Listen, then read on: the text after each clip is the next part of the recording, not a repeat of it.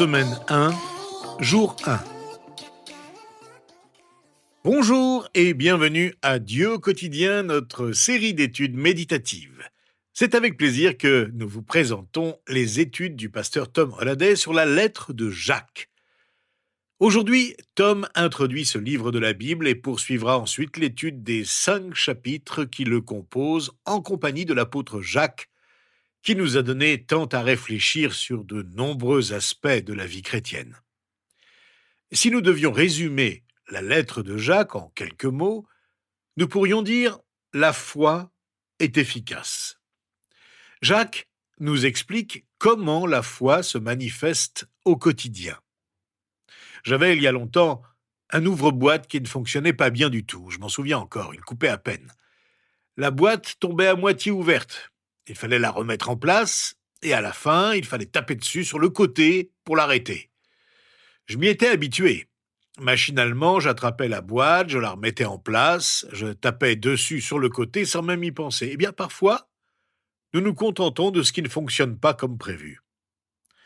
Dans sa lettre, l'apôtre Jacques, le frère de Jésus-Christ, nous encourage à ne jamais tolérer une foi qui ne remplit pas son rôle comme elle le devrait dans nos vies. Voici ce qu'il nous dit au tout début de cette lettre. De la part de Jacques, serviteur de Dieu et du Seigneur Jésus-Christ, aux 12 tribus dispersées, salut. Ces mots du premier verset nous aident à commencer à présenter tout ce que nous allons étudier ensemble au cours des prochaines semaines en parcourant la lettre de Jacques. Qui était Jacques ? Il ne s'agit pas de Jacques l'apôtre. Vous vous souvenez peut-être de l'un des apôtres, les 12 qui ont suivi Jésus et qui s'appelait Jacques. Il a été mis à mort pour sa foi au début du livre des Actes. Il s'agit en fait d'un autre Jacques, le frère de Jésus-Christ, ou plus exactement le demi-frère de Jésus-Christ. Jésus avait pour père véritable Dieu le Père, et sa mère était Marie. Le père biologique de Jacques était Joseph le charpentier, et sa mère était Marie. Il a grandi dans la famille de Jésus. Je ne sais pas ce que vous savez de la famille de Jésus, mais l'Évangile selon Matthieu, au chapitre 13, versets 55 à 56, nous en parle brièvement. Elle vivait à Nazareth. Les gens de la ville s'interrogeaient et disaient de lui « D'où lui viennent cette sagesse et ces miracles ? N'est-il pas le fils du charpentier ? N'est-ce pas Marie qui est sa mère ? Jacques, Joseph, Simon et Jude ne sont-ils pas ses frères ? Et ses sœurs ne sont-elles pas toutes parmi nous ? D'où lui vient donc tout cela ? » Jésus avait au moins 2 sœurs, qui ne sont pas nommées, et 4 frères. Parmi eux, Jude est devenu un fidèle disciple de Jésus et a écrit un des livres les plus courts du Nouveau Testament, la lettre de Jude. Jacques a lui aussi suivi les traces de son frère et a écrit une lettre du Nouveau Testament, la lettre de Jacques, que nous allons étudier ensemble à partir d'aujourd'hui. En lisant le Nouveau Testament, nous découvrons certaines choses sur Jacques, l'auteur de notre lettre. Nous apprenons qu'il a lutté contre le doute. Il a eu du mal à croire en Jésus et en son message, tout comme les autres membres de sa famille qui avaient grandi à ses côtés en vivant une vie ordinaire et qui ont été très surpris de le voir prêcher et accomplir des miracles. Dans l'Évangile selon Jean, au chapitre 7, nous découvrons que Jacques et ses frères ont eu du mal à croire en Jésus car ils ne s'attendaient pas à le voir agir ainsi. Lui qui exerçait parmi eux le métier de leur père Joseph, celui de charpentier, jusqu'à l'âge de 30 ans. Étaient-ils jaloux du succès de leur frère ?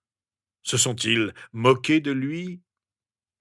Ce que nous savons, c'est que Jacques et Jude ont finalement reconnu en Jésus leur sauveur et leur maître. Nous apprenons dans le livre des Actes des Apôtres au chapitre 1 que Jacques se trouvait parmi plus d'100 de disciples, dont Marie, sa mère. Lorsque la première église a été fondée, Jacques était là. Il s'était donc passé quelque chose entre cette période de doute où Jacques observait Jésus pendant son ministère terrestre et le moment où l'Église a été fondée. La mort de Jésus-Christ sur la croix et sa résurrection avaient tout changé. Et de toute évidence, sur cette base, Jacques avait commencé à croire. En effet, dans sa première lettre aux Corinthiens, au chapitre 15 et verset 7, l'apôtre Paul nous dit que Jacques était l'un de ceux qui ont eu une rencontre personnelle avec le Seigneur ressuscité. Imaginez donc, soudain, celui qui avait grandi avec son frère le voit apparaître devant lui ressuscité. Tous deux ont pu échanger ensemble, et Jacques a reconnu en lui le Seigneur de l'univers. Il l'a reçu comme son maître suprême. Sa vie a été entièrement transformée. Et il était fier de se présenter comme le serviteur de Dieu et du Seigneur Jésus-Christ. Et Jacques a été depuis un fervent défenseur de la cause de Jésus. Nous lisons tout au long du livre des Actes, au chapitre 12 et 15 notamment, qu'il est devenu le chef de l'église de Jérusalem, qui comptait principalement des croyants juifs. Suite au départ des apôtres de Jérusalem, Jacques est devenu le responsable de l'église de Jérusalem. Dieu lui a confié la mission de devenir l'un des plus grands dirigeants de l'Église primitive. Quel ministère! Quel privilège! Pourtant, loin de se considérer comme l'égal de Jésus et de clamer son lien de parenté avec lui, il se présente humblement comme le serviteur de son frère en qui il a reconnu son Sauveur et son Seigneur, comme l'avait fait leur mère Marie lorsque l'ange Gabriel lui était apparu. Cela en dit long sur lui et sur son attachement à Jésus-Christ, à son enseignement et à son ministère. Et c'est à tous ceux des 12 tribus de son peuple dispersés à cause des persécutions qu'il subissait à Jérusalem qu'il a adressé sa lettre. « Salut !» leur dit-il. En mentionnant les 12 tribus, Jacques fait référence à l'ensemble des descendants des fils de Jacob, le père d'Israël, qui ont reconnu en Jésus le Fils de Dieu. Et c'est de Jérusalem que Jacques leur a adressé sa lettre, à tous ceux de la diaspora, l'ensemble des chrétiens qui vivaient hors de Jérusalem et d'Israël, dispersés dans tout l'Empire romain, des Juifs convertis qui cherchaient à suivre Jésus-Christ. Leur héritage culturel et religieux était juif, mais ils s'étaient attachés à Jésus-Christ, avaient accepté son message et cherchaient à le suivre. Jacques était devenu non seulement un chef de la communauté chrétienne essentiellement juive de Jérusalem, mais aussi de l'ensemble de la communauté juive dispersée, comme l'apôtre Paul est devenu le chef des chrétiens d'origine non juive. Et c'est pour encourager la foi de l'ensemble des chrétiens juifs dispersés que Jacques a écrit cette lettre, devenue précieuse non seulement pour ses premiers destinataires, mais aussi pour l'ensemble de l'Église chrétienne, juive et non juive. Avant d'étudier la lettre de Jacques dans le détail, je voudrais vous donner un bref aperçu de ce que nous allons considérer ensemble au fur et à mesure de notre lecture. Si je devais décrire la lettre de Jacques comme un livre, je l'appellerais « Mode d'emploi de la vie chrétienne ». Il s'agit vraiment de la façon dont la foi agit pour faire une différence quotidienne dans nos vies. Voici ce que nous allons considérer ces prochains jours. Les versets 1 à 12 du premier chapitre expliquent comment la foi agit face aux problèmes et aux doutes. Les versets 13 à 18 du même chapitre expliquent comment la foi agit face à la tentation. La foi est nécessaire pour résister à la tentation. La fin du chapitre 1, les versets 19 à 27, explique comment la foi transforme nos actions. La première partie du deuxième chapitre, les versets 1 à 13, explique comment la foi agit dans nos relations. Dans la deuxième partie du chapitre 2, les versets 14 à 26, nous trouvons une longue description de la foi et des œuvres dont vous avez peut-être beaucoup entendu parler à propos de la lettre de Jacques. La foi sans les œuvres est morte. Jacques explique pourquoi la foi, la vraie foi, est quelque chose qui agit réellement et qui transforme nos vies. Et elle le fait de plusieurs manières. Au chapitre 3, versets 1 à 12, Jacques explique comment la foi nous aide à maîtriser notre langue. Nous avons tous besoin de ce long apprentissage. La dernière partie du chapitre 3, les versets 13 à 18, révèle comment la foi agit face à l'envie. Les 12 premiers versets du chapitre 4 nous montrent comment la foi agit face aux querelles de tout genre. Au verset 13 à 17 de ce 4e chapitre, nous découvrons comment la foi agit face à l'orgueil. Comment la foi agit-elle pour faire face à la cupidité? Nous le découvrons au verset 1 à 6 du chapitre 5. Au verset 7 à 12 de ce dernier chapitre, nous voyons comment la foi agit quand nous avons besoin de patience. Nous sommes vraiment dans le concret. Envie, querelle, orgueil, cupidité. Qui n'a pas besoin de patience? Notre foi est constamment mise à l'épreuve, mais Jacques nous indique comment elle nous permet de lutter contre le mal sous toutes ses formes. Le dernier passage de la lettre, les versets 13 à 20, parle de la façon dont la foi agit lorsqu'on prie. Si je devais choisir le passage clé de la lettre de Jacques, je retiendrais le verset 22 du premier chapitre, qui déclare ceci: « Mettez en pratique la parole, et ne vous contentez pas de l'écouter en vous trompant vous-même par de faux raisonnements. » La Bible en français courant l'exprime ainsi: « Ne vous faites pas des illusions sur vous-même en vous contentant d'écouter la parole de Dieu, mettez-la réellement en pratique. » Le mot-clé de la lettre entière, la pratique. La lettre de Jacques est un guide pratique pour la vie chrétienne. Elle nous apprend à mettre en œuvre la parole de Dieu. Vous savez certainement que le livre des Proverbes de l'Ancien Testament est un recueil de sagesse. Il regorge de courtes affirmations sur la sagesse divine pour notre vie quotidienne. Eh bien, vous en trouverez beaucoup en parcourant la lettre de Jacques. De nombreuses paroles de sagesse, de courtes phrases sur la façon dont Dieu veut intégrer sa sagesse à notre vie quotidienne. Cette lettre est souvent décrite comme le livre des Proverbes du Nouveau Testament. Mais quand je lis l'épître de Jacques, vous savez ce que je discerne? Je discerne l'enseignement de Jésus-Christ. Jacques a écouté son frère très attentivement. Il a écouté Jésus, son Seigneur. Et cet enseignement se reflète dans toute la lettre. En fait, pour illustrer cela, il est intéressant de comparer ce que nous lisons dans la lettre de Jacques avec ce que Jésus a dit dans son sermon sur la montagne, message qui résume son enseignement. Permettez-moi de vous donner quelques comparaisons rapides. Au chapitre 1, verset 4, Jacques désire que nous soyons parfaitement qualifiés sans défaut.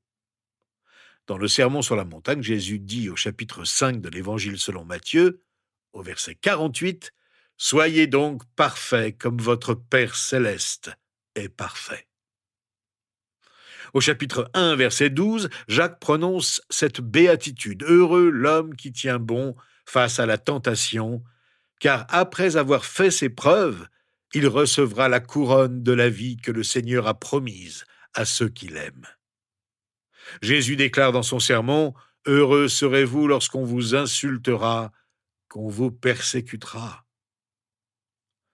Jacques dit au verset 22 du même chapitre, « Mettez en pratique la parole. » À la fin de son sermon, Jésus dit, « Toute personne qui entend ces paroles que je dis et les met en pratique, je la comparerai à un homme prudent qui a construit sa maison sur le rocher. » Au chapitre 2, verset 5, Jacques déclare, « Dieu n'a-t-il pas choisi ceux qui sont pauvres aux yeux du monde pour les rendre riches dans la foi et héritiers du royaume qu'il a promis à ceux qui l'aiment ?» De son côté, Jésus a prononcé cette béatitude. « Heureux ceux qui reconnaissent leur pauvreté spirituelle, car le royaume des cieux leur appartient. » Nous lisons ces paroles de Jacques au chapitre 2, verset 10. « La personne qui obéit à toute la loi, mais qui pêche contre un seul commandement, est en faute vis-à-vis de l'ensemble. » Jésus disait « Celui qui violera l'un de ces plus petits commandements et qui enseignera aux hommes à faire de même sera appelé le plus petit dans le royaume des cieux. » Au verset 13 du chapitre 2, Jacques nous dit « Le jugement est sans compassion pour qui n'a pas fait preuve de compassion. La compassion triomphe du jugement. » C'est ce qu'exprime Jésus lui-même, comme nous le lisons au chapitre 7 de l'Évangile selon Matthieu, versets 1 et 2. « Ne jugez pas, afin de ne pas être jugés. Car on vous jugera de la même manière que vous aurez jugé, et on utilisera pour vous la mesure dont vous vous serez servis. » Enfin, dernier exemple, Jacques recommande ceci aux chrétiens juifs dispersés. « Avant tout, mes frères et sœurs, ne jurez pas, que ce soit par le ciel, par la terre ou par une autre forme de serment, mais que votre oui soit oui et que votre non soit non, afin que vous ne tombiez pas sous le jugement. » Jésus disait la même chose dans son sermon. « Ne jure pas non plus par ta tête, car tu ne peux pas rendre blanc ou noir un seul cheveu. Que votre parole soit oui pour oui, non pour non. Ce qu'on y ajoute vient du mal. » Jacques reprend simplement l'enseignement de Jésus-Christ et montre comment il peut s'appliquer à notre vie quotidienne. Jésus a été son modèle depuis son enfance. Il a vu comment il se comportait avec ses parents, ses frères et sœurs et tout son entourage. Sa lettre nous explique comment mettre en pratique ce qu'il a appris lui-même de Jésus. C'est ce que je souhaite vous communiquer au cours des prochaines semaines. Alors, en commençant ensemble cette étude de la lettre de Jacques, prions ensemble pour que Jésus agisse en nous et transforme nos vies au quotidien par la foi. Seigneur notre Dieu, merci pour la foi qui vit en nous grâce à l'œuvre de l'Esprit qui agit en nous. Merci Jésus-Christ pour la foi que tu nous as donnée. Elle est réelle. Elle nous transforme ici-bas et nous prépare pour l'éternité en ta présence. Nous voulons vivre par la foi. Nous voulons qu'elle grandisse en nous et devienne de plus en plus efficace. Qu'elle fasse une différence dans notre vie aujourd'hui, une différence dans la façon dont nous gérons nos problèmes, nos tentations, nos relations, ce qui se passe autour de nous et ce qui se passe en nous.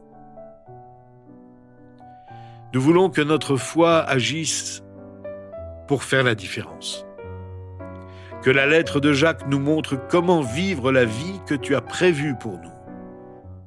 Nous ne voulons pas vivre par notre propre force ou par notre propre pouvoir, mais en te faisant confiance, en plaçant notre foi en toi. C'est en ton saint nom que nous te prions, confiants que tu nous entends, que tu nous écoutes et que tu veux rendre notre foi de plus en plus efficace. Amen. Rejoignez-nous demain. Nous parlerons de la manière dont la foi agit face aux difficultés.